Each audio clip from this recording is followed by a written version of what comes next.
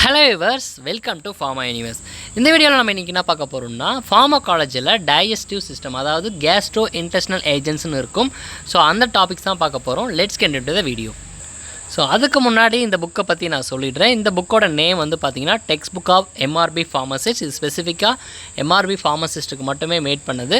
So இப்போ syllabus update பண்ணியிருக்காங்க. அந்த சிலபஸ்க்கான போர்ஷன்ஸும் வந்து இந்த மாதிரி பிடிஎஃபாக கொடுத்துட்ருக்கோம்.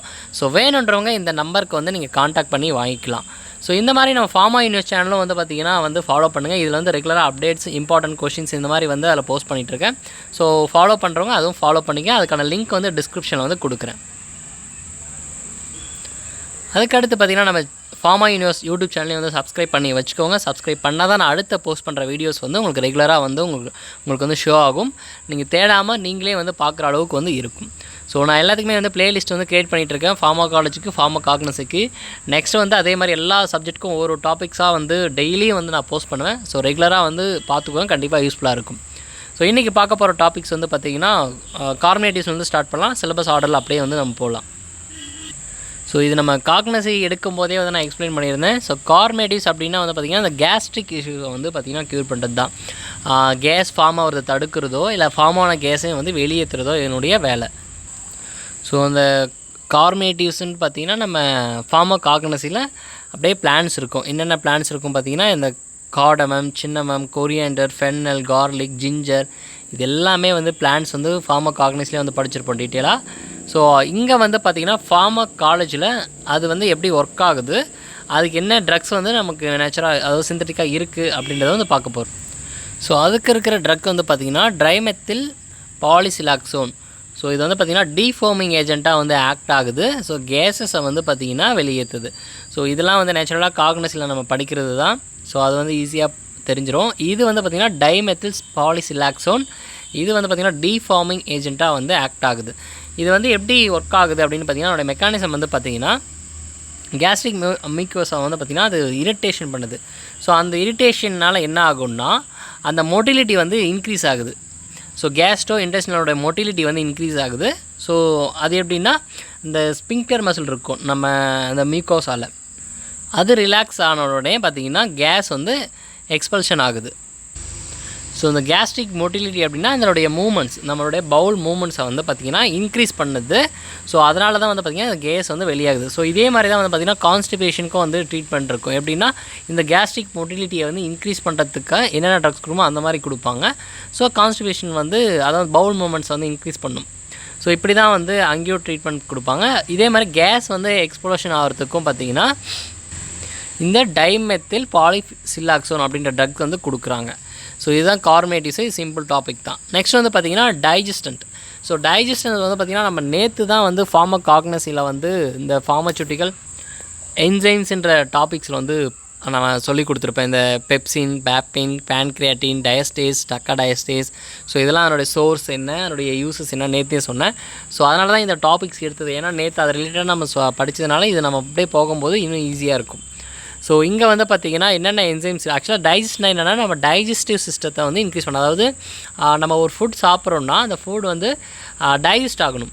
அது எப்படி டைஜஸ்ட் ஆகணும், ஒவ்வொரு ஃபுட்டுக்கும் வந்து பார்த்திங்கன்னா அதுக்கான ஸ்பெசிஃபிக் என்சைம்ஸ் வந்து இருக்குது.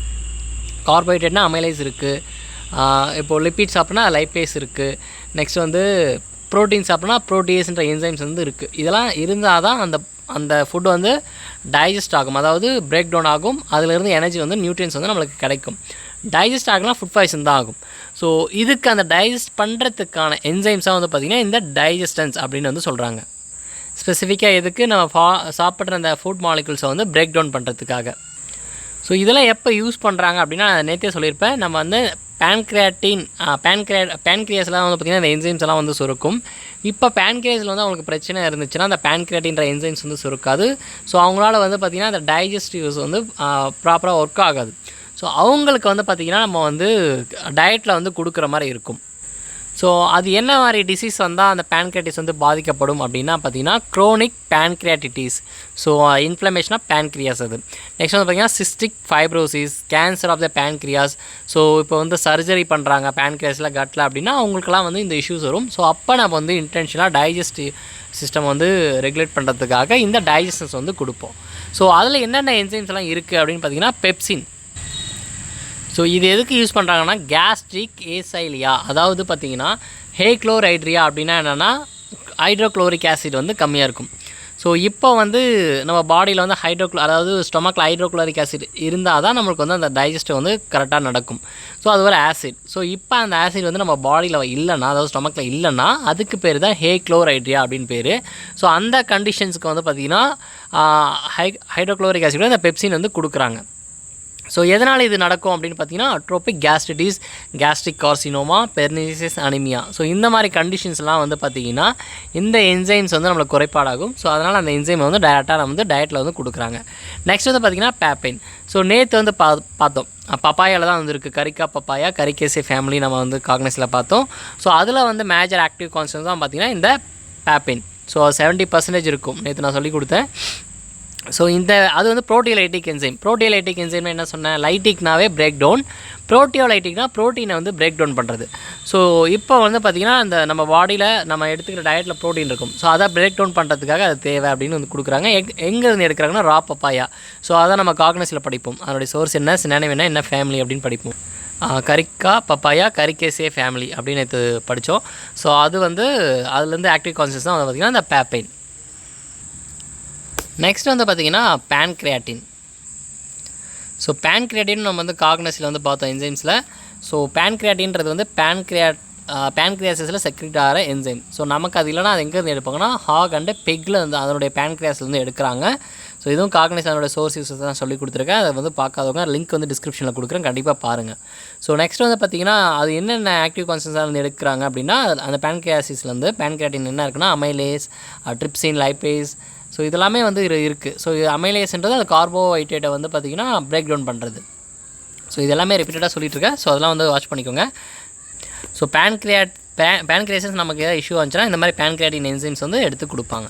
நெக்ஸ்ட் வந்து பார்த்திங்கன்னா டயஸ்டேஸ் அண்ட் டெக்காடயஸ்டேஸ். இது வந்து பார்த்திங்கன்னா அமைலோட்டிக் என்சைம். அமைலோட்டிக் என்சைம்னா கார்போஹைட்ரேட்டை பிரேக் டவுன் பண்ணுற என்சைம்ஸ் தான். ஸோ இது எங்கேருந்து எடுக்கிறாங்க, இது வந்து ஃபங்கஸு. ஸோ ஆஸ்பெர்ஜிலஸ் ஒரைசே அப்படின்ற பிளான்ட்லேருந்து எடுக்கிறாங்க. அதாவது ஃபங்கஸான பிளான்ட் தான் அது. நேற்று தான் நம்ம வந்து கிளாஸ் எடுத்தோம். ஸோ அது வந்து பார்த்திங்கன்னா அது வந்து ஃபங்கஸு. பார்லே இருக்குது இல்லைங்களா, பார்லே தான் அது. ஸோ நேற்று சொல்லி கொடுத்துருப்பேன். ஸோ டீட்டெயிலாக அதை வந்து பார்த்துக்கோங்க. ஸோ நெக்ஸ்ட் வந்து பார்த்திங்கன்னா இது வந்து நீங்கள் மெடிக்கல் ஷாப்பில் வந்து எப்படி இருக்கும்னு பார்த்தீங்கன்னா அரிஸ்டோசைம், லூபிசைம், யூனியன்சைம் இந்த மாதிரி வந்து பிராண்ட்ஸில் வந்து அவைலபிளாக இருக்கும். ஸோ அதுவும் வந்து கொடுத்துருக்கேன். ஸோ இதுதான் வந்து பார்த்திங்கன்னா டைஸ்ட் கார்பனேட்டிவ்ஸு. நெக்ஸ்ட் வந்து பார்த்திங்கன்னா ஆன்டாசிட்ஸ். ஆன்டாசிட்ஸ் அப்படின்னா ஆன்டி அப்படின்னா அகேன்ஸ்ட்டு. ஸோ ANTI அப்படின்னா ஆன்டின்னா என்னது, அகேன்ஸ்ட்டு. ஆசிட்ஸ் அப்படின்றது ஆன்டாசிட்னா என்னென்னா ஆன்டி ஆசிட்ஸ் அப்படின்றது வந்து நம்ம தெரிஞ்சுக்கணும். ஆசிட்க்கு அகேன்ஸ்டான பொருள் அப்படின்னா என்னது, பேஸ். ஸோ ஆன்டாசிட்ன்றது ஒரு பேஸ். ஸோ இப்போ நம்ம பாடியில் அதாவது ஸ்டொமக்கில் வந்து அசிடிட்டி வந்து வரும் இல்லையா, அந்த ஹார்ட் பன்லாம் வரும் இல்லையா. ஸோ அதுக்காக மெயினாக கொடுக்குறது தான் பார்த்திங்கன்னா இந்த ஆன்டாசிட்ஸ். ஸோ இது என்ன பண்ணும் அப்படின்னு பார்த்தீங்கன்னா ஆசிடை வந்து பேஸாக மாற்றும். ஆசிடை வந்து பேஸாக மாற்றணும்னா என்ன பண்ணும், அப்போ பேஸ்க் லெவலை வந்து இன்க்ரீஸ் பண்ணும். ஆசிட்னா என்னது, pH வந்து 7க்கு கீழே இருந்துச்சுன்னா அது ஆசிட், 7க்கு மேலே இருந்துச்சுன்னா என்னது, அது பேஸு. அப்போ 7 இருந்துச்சுன்னா என்னது, அது நியூட்ரல். ஸோ நியூட்ரலாக என்னது, அதுதான் வாட்டர். ஸோ வாட்டரோட pH வந்து பார்த்திங்கன்னா 7, அது வந்து நியூட்ரலாக இருக்கும். அதுக்கு கீழே pH வந்து கம்மியாச்சுன்னா அது வந்து ஆசிடாக வந்து இருக்கும். ஸோ இப்போ நம்ம நிறைய ஆசிட்ஸ் இருக்கு இல்லையா, சிட்ரிக் ஆசிட், ஹைட்ரோக்ளோரிக் ஆசிடு, இதெல்லாம் ஆசிட்னு ஏன் சொல்கிறாங்கன்னா அது pH லெவல் வந்து பார்த்திங்கன்னா கம்மியாக இருக்குது. pH லெவல் அதிகமாக அது வந்து அல்கலைன் கண்டிஷனுக்கு போகும், அது பேஸ்க்கு போகும். இப்போ நம்ம பாடியில் வந்து ஆசிட் செக்ரேஷன் ஆகுது. ஸோ ஏதோ ஒரு காரணத்தினால வந்து பார்த்திங்கன்னா அசிடிட்டி வந்து நம்மளுக்கு வந்து ஏற்படுது. அதை வந்து க்யூர் பண்ணுறதுக்கு, அந்த அசிடிட்டியை வந்து கம்மி பண்ணுறதுக்கு பேஸாக வந்து மாற்றணும். ஸோ அதுக்கு கொடுக்குறது தான் வந்து பார்த்திங்கன்னா ஆன்டாசிட்ஸ். ஸோ இதே வந்து அல்சருக்கு கொடுப்பாங்களா அப்படின்னா அது anti ulcer drugs. So hydrochloric ஆசிடோட செக்ரீஷனே வந்து ஸ்டாப் பண்ணுறது தான் வந்து பார்த்திங்கன்னா anti ulcer drugs. Already secrete ஆன அந்த ஆசிட்ஸை வந்து நியூட்ரலைஸ் பண்ணி மாற்றுறது தான் வந்து பார்த்திங்கன்னா இந்த ஆன்டாசிட்ஸ். ஸோ ரெண்டுத்துக்கும் அதான் வித்தியாசம். ஸோ அதான் neutralise gastric acid and raise the pH of gastric contents. So pH வந்து ரைஸ் ஆகுது. pH 7க்கு மேலே போச்சுன்னா பேஸாக மாறும். ஸோ அசிடிட்டி வந்து கம்மியாகும். இது 2024 MRBயில் கேட்ட கொஷின்ஸுங்க. ஸோ அதை வந்து நல்லா தெரிஞ்சுக்கோங்க. ஸோ ரொம்பவே இம்பார்ட்டண்ட் டாபிக் இது.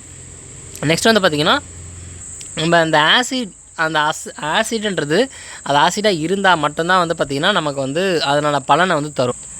ஸோ இப்போ வந்து ஒரு லெவலுக்கு மேலே வந்து அதை வந்து நியூட்ரலைஸ் பண்ணக்கூடாது. அப்படின்னா என்ன ஆகும்னா அல்கலோசிஸாக மாறிடும். அசிடோசிஸ்ன்ற கண்டிஷனில் வந்து அல்கலோசிஸாக மாறும். ஸோ அந்த மாதிரி பண்ணக்கூடாது. ஸோ ஆப்டிமம் அப்படின்னா கரெக்டாக எந்த பிஹெச்சில் மெயின்டைன் பண்ணால் 2 to 4ன்ற பிஹெச்சில் வந்து அதை மெயின்டைன் பண்ணும். ஸோ அபவ் 4க்கு மேலே போச்சுன்னா நம்மளுடைய பெப்டிக் ஆக்டிவிட்டி வந்து பாதிக்கப்படும். இதுவும் 2024 எம்ஆர்பியில் கேட்ட கொஷின். 23ல் கேட்ட கொஷின்ஸ். சரி, 24ங்க வந்து தப்பாக மென்ஷன் பண்ணியிருக்கு, அது 23. ஸோ நெக்ஸ்ட் வந்து பார்த்திங்கன்னா இதை வந்து நம்ம லேபில் வந்து பண்ணியிருப்போம். ஸோ எவ்வளோ ஆன்டாசிட்ஸ் வந்து எவ்வளோ ஆசிட்ஸை வந்து நியூட்ரலைஸ் பண்ணுது அப்படின்னு வந்து ப்ராக்டிக்கலாகவே பண்ணியிருப்போம். இது சிம்பிள் டெஃபனிஷன் வந்து படிச்சுக்கோங்க. ஸோ இதை வந்து எப்படி மெஷர் பண்ணுவாங்கன்னா ஆசிட் நியூட்ரலைசிங் கெப்பாசிட்டி, ஏஎன்சி அப்படின்னு சொல்லுவாங்க. ஆசிட் நியூட்ரலைசிங் கெப்பாசிட்டி, ஒரு ஆன்டாசிட்க்கு எவ்வளோ கெப்பாசிட்டி அப்படின்றது தான். அதை எப்படி கண்டுபிடிப்பாங்க அப்படின்னா இது எப்படி டிஃபைன் பண்ணுறாங்க அப்படின்னா number of milliequivalents of 1 NHCl that brought to pH, அதாவது pH 3.5க்கு 15 மினிட்ஸில். இப்போ நம்ம வந்து ஆசிட் லெவல் வந்து அப்படியே வந்து 2 1னா ஸ்ட்ராங் ஆசிடாக இருக்கும், அப்படியே போக போக வீக் ஆசிடாக மாறும். ஸோ அந்த மாதிரி வந்து 7க்கு கீழே 6 இருந்துச்சுன்னா அது ரொம்ப வீக் ஆசிடாக இருக்குன்னு அர்த்தம்.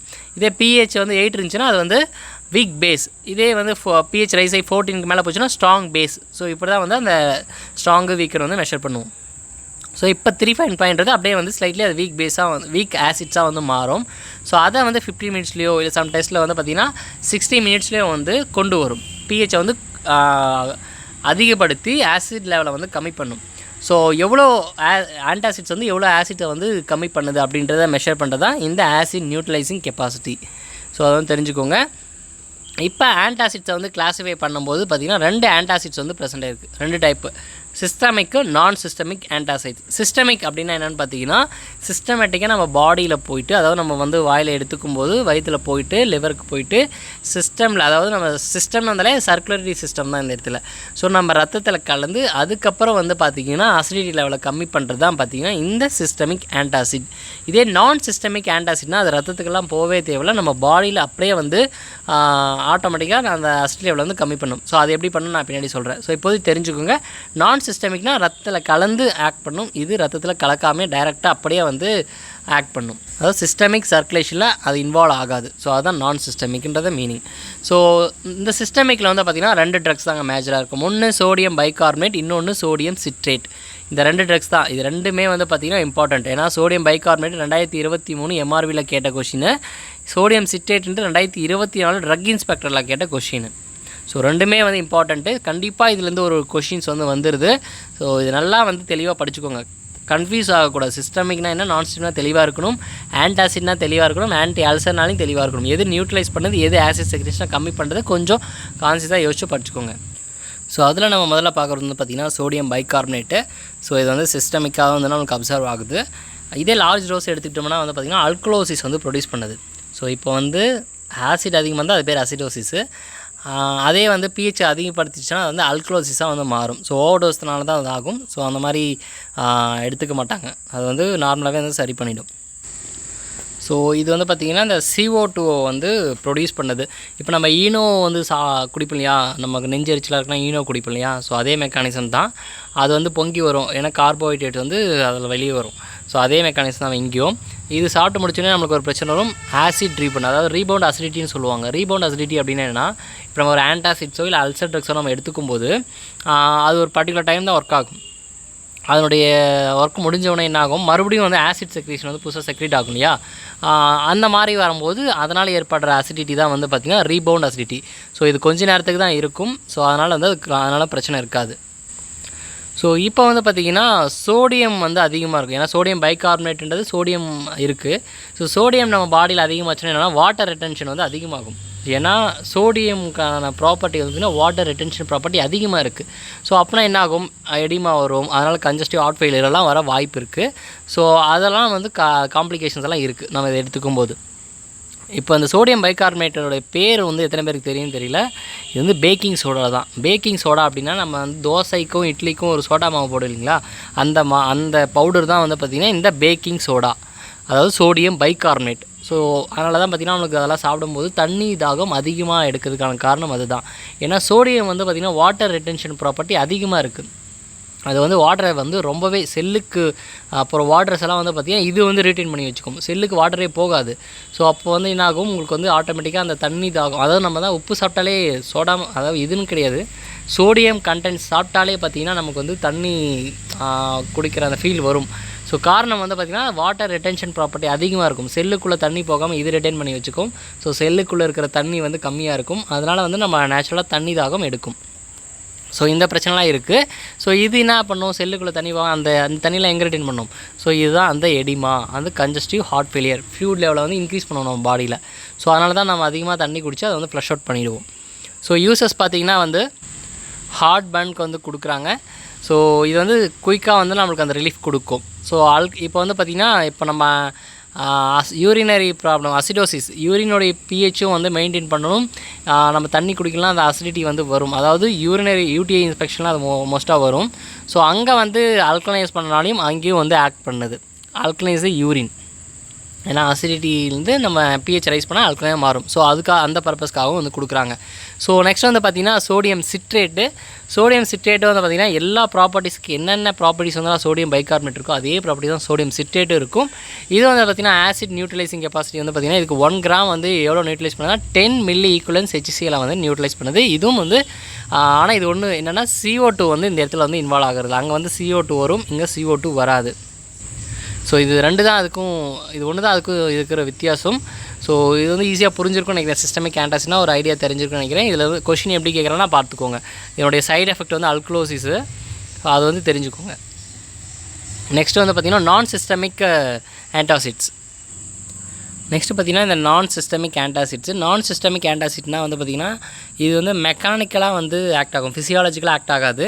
இது எப்படி ஆக்ட் ஆகும்னா இது ஆக்சுவலாக என்னது, பேஸ் காம்பவுண்ட்ஸ். ஆன்டாசிட்னா பேஸ் காம்பவுண்ட்ஸ் சொன்னேன். ஸோ இப்போ நம்ம பாடியில் ஆசிட் இருக்குது, ஆசிடு ப்ளஸ் ஒரு பேஸ் வந்து ரியாக்ட் ஆச்சுன்னா என்ன ஃபார்ம் ஆகும்னா ஒரு சால்ட் ஃபார்ம் ஆகும். அந்த சால்ட் தான் வந்து பார்த்திங்கன்னா குளோரைட் சால்ட். இந்த சால்ட் வந்து நம்ம பாடியில் நேச்சுரலாகவே வந்து பைகார்பனேட் வந்து செக்ரீட் ஆகும். அது கூட ரியாக்ட் பண்ணி நம்ம அந்த அசிடிட்டியை வந்து கம்மி பண்ணுது. ஸோ இது சிஸ்டமிக் ஆன்டாசிட்ஸில் வந்து அசிடோசிஸை அல்க்ளோசிஸை ப்ரொடியூஸ் பண்ணுற மாதிரி எந்த எஃபெக்ட்டும் ப்ரொடியூஸ் பண்ணுறதில்ல, ஈஸியாக நியூட்ரலைஸ் மட்டும் பண்ணுது. ஸோ ஆசிடு நம்ம பாடியில் இருக்குது, பேஸ் வந்து கொடுக்குறோம், ஆசிடு பேஸ் வந்து நியூட்ரலைஸ் ஆகுது, அது வந்து சால்ட் ஃபார்ம் ஆகுது. அந்த சால்ட் வந்து ஃபர்தராக அந்த பைகார்பனேட் வந்து நம்ம பாடியிலே செக்ரீட் ஆகிற ஒன்று. ஸோ அது கூட ரியாக்ட் பண்ணி ஆன்டாசிட் ஒர்க்கை வந்து பண்ணுது. நெக்ஸ்ட் வந்து பார்த்திங்கன்னா காம்பினேஷன்ஸ் வந்து கொடுக்குறாங்க. ஏன் காம்பினேஷன்ஸ் கொடுக்கணும் அப்படின்னு பார்த்தீங்கன்னா நமக்கு ஸ்டெபிலிட்டிக்காகவும் அதனுடைய சைடு எஃபெக்ட்டும் வந்து இருக்குது. ஃபார் எக்ஸாம்பிளுக்கு வந்து பார்த்திங்கன்னா இந்த இடத்துல மெக்னீஷியம் ஹைட்ராக்சைடு வந்து பார்த்திங்கன்னா ஃபாஸ்ட் ஆக்டிங்காக இருக்குது. இந்த இடத்துல வந்து அலுமினியம் ஹைட்ராக்சைடு வந்து ஸ்லோ ஆக்டிங்காக இருக்குது. மெக்னீஷியம் ஃபாஸ்ட்டு, அலுமினியம் ஸ்லோவாக இருக்குது. ஸோ அப்போ ரெண்டுத்தையும் கம்பைன் பண்ணி கொடுக்கும்போது ஃபாஸ்ட்டு ப்ளஸ் ஸ்லோ வந்து நியூட்ரலாக ஒரு நம்மளுக்கு தேவையான எஃபெக்டை வந்து ப்ரொடியூஸ் பண்ணும். நெக்ஸ்ட் வந்து பார்த்திங்கன்னா மெக்னீஷியம் வந்து லாக்ஸேட்டிவ்னா என்ன பண்ணுன்னா கான்ஸ்டிபேஷனுக்கு ட்ரீட்மெண்ட் பண்ணும். இதே அலுமினியம் வந்து பார்த்திங்கன்னா கான்ஸ்டிபேஷனை வந்து ப்ரொடியூஸ் பண்ணும். ஸோ இப்போ கான்ஸ்டிபேஷனாக நம்மளுக்கு அந்த பவுல் மூவ்மெண்ட்ஸை இல்லாமல் பண்ணுறது அலுமினியம் சால்ட், பவுல் மூமெண்ட்ஸை இன்க்ரீஸ் பண்ணுறது மெக்னீஷியம் சால்ட். ஸோ ரெண்டுத்தையும் சேர்ந்து கம்பைன் பண்ணி கொடுக்கும்போது அந்த பிரச்சனையை வந்து நார்மலாக நியூட்ரலைஸ் பண்ணுது. ஸோ இதனால் வந்து பார்த்திங்கன்னா இது காம்பினேஷன் வந்து கொடுப்பாங்க. நெக்ஸ்ட் வந்து பார்த்திங்கன்னா கேஸ்ட்ரிக் எம்ப்டிங் டைம். அதாவது கேஸ்ட்ரிக் எம்ப்டிங் டைம்னா என்னென்னா நம்ம ஃபுட் சாப்பிட்றோம் இல்லையா, அந்த ஃபுட் வந்து பார்த்திங்கன்னா டைஜஸ்ட் ஆகிறது தான். நம்ம ஸ்டொமக்லேருந்து அது எப்போ இன்டெஸ்டின்குள்ளே போகுது டைஜஸ்ட் ஆகிட்டு அப்படின்னு தான் அந்த கேஸ்ட்ரிக் எம்ப்டிங் டைம்ன்றது. கேஸ்ட்ரிக் வந்து எம்ப்டி ஆகிறது. ஸோ அலுமினியம் சால்ட்ஸ் வந்து பார்த்திங்கன்னா டிலே பண்ணுது, மெக்னீஷியம் சால்ட்ஸ் வந்து அதை வந்து சீக்கிரமாக பண்ணுது. ஸோ அப்போ ரெண்டுத்தையும் காம்பினேஷன் கொடுக்கும்போது அங்கேயும் அந்த பிரச்சனை வந்து சால்வ் பண்ணுது. ஸோ இப்போ நம்ம இண்டிவிஜுவலாக கொடுக்கும்போது டோஸ் அதிகமாக கொடுக்குற மாதிரி இருக்குது, ரெண்டுத்தையும் கம்பைன் பண்ணி கொடுக்கும்போது அந்த டோஸும் வந்து கம்மியாகுது. ஸோ இதனால் வந்து இவ்வளோ பெனிஃபிட்ஸ் இருக்குது நம்ம காம்பினேஷன்ஸாக கொடுக்குறதுனால. இதெல்லாம் வந்து பார்த்திங்கன்னா இந்த ஜெலிசில்லாம் இருக்கும் பார்த்திங்களா, ஜெலிசில்லாம் இந்த காம்பினேஷன் தான். லாஸ்ட் டைம் வந்து இதுவும் கேட்டிருந்தாங்க, கெமிஸ்ட்ரியிலேருந்து ஒரு கொஷின் கேட்டிருந்தாங்க, அதனுடைய காம்பினேஷன் என்ன அப்படின்றது. ஸோ இதெல்லாம் வந்து ரொம்பவே இம்பார்ட்டன்ட் டாப்பிக்கு. ஸோ கண்டிப்பாக யூஸ்ஃபுல்லாக இருக்கும்னு நினைக்கிறேன். யூஸ்ஃபுல்லாக இருந்தால் லைக் பண்ணுங்கள், கண்டிப்பாக யூஸ்ஃபுல்லாக கமெண்ட் பண்ணுங்கள். உங்கள் ஃப்ரெண்டுக்கு யாராச்சும் யூஸ்ஃபுல்லாக இருக்குன்னு கண்டிப்பாக அவங்களுக்கு வந்து ஷேர் பண்ணி விடுங்க. ஸோ ஜிஐடியில் நம்ம இது வந்து ஆன்டாசிட்ஸ், அந்த கார்பனேட்டிவ் டைஜஷன்ஸ்லாம் பார்த்துட்டோம். நெக்ஸ்ட் வந்து பார்த்திங்கன்னா ஆன்டி அல்சர் இருக்குது, அதுக்கடுத்து கான்ஸ்டிபேஷன். ஸோ அந்த லாக்ஸேட்டிவ் கிளாஸிஃபிகேஷன்ஸ்லாம் இங்கே வரும். ஸோ இது 2 கிளாஸில் இதை முடிச்சிடலாம், டயரியல் இருக்குது. ஸோ இது முடிஞ்சிச்சுன்னா வந்து பார்த்திங்கன்னா நெக்ஸ்ட்டு எமிசிஸ். ஸோ இது எல்லாமே 2 கிளாஸில் முடிச்சிடலாம். நெக்ஸ்ட்டு ஆன்டிஎமிட்டிக்ஸ். ஸோ அடுத்த 2 வீடியோவில் இதை கம்ப்ளீட் பண்ணிடுறேன். அது முடிஞ்சிச்சுன்னா வந்து ஜிஐடி வந்து முடிஞ்சிருது. ஸோ இந்த மாதிரி ரெகுலர் வீடியோஸ்க்கு நம்ம ஃபார்மா யூனிவர்சிட்டியில் சப்ஸ்கிரைப் பண்ணி வச்சுக்கோங்க. தேங்க்யூ.